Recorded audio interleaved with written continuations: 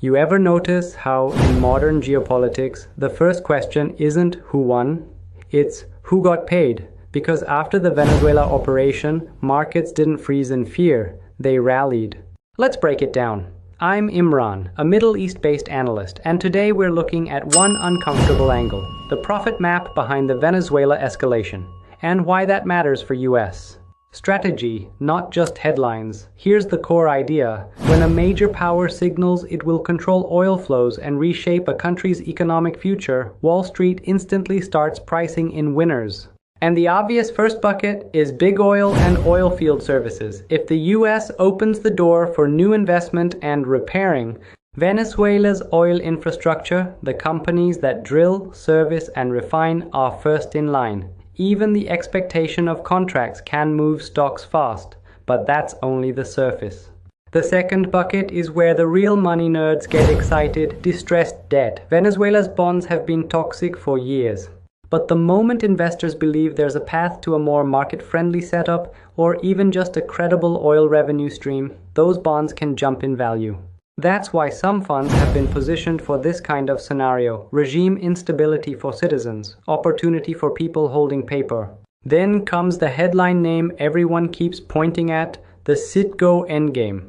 Citgo, Venezuela's crown jewel refining asset in the US, has been tangled in court battles and creditor claims.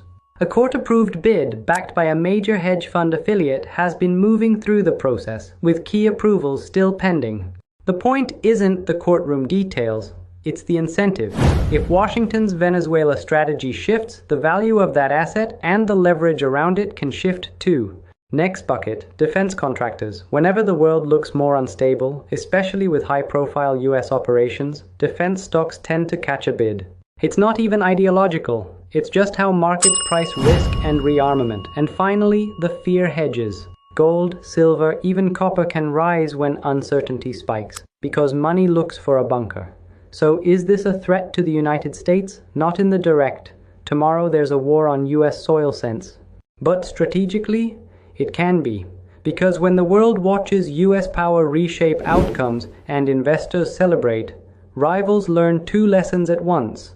Force can change facts, and finance will quickly adapt to it. That combination can accelerate copycat behavior, increase retaliation risk, and make the next crisis harder to contain. Now here's the question you should keep your eye on. Does Washington get a quick win?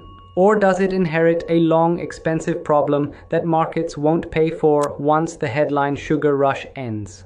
If you want more breakdowns that connect geopolitics to money and real-world incentives, hit like, subscribe, and share this with someone who still thinks foreign policy is only about speeches. Let me know in the comments. Is this strategy national interest or a profit machine with a flag on it?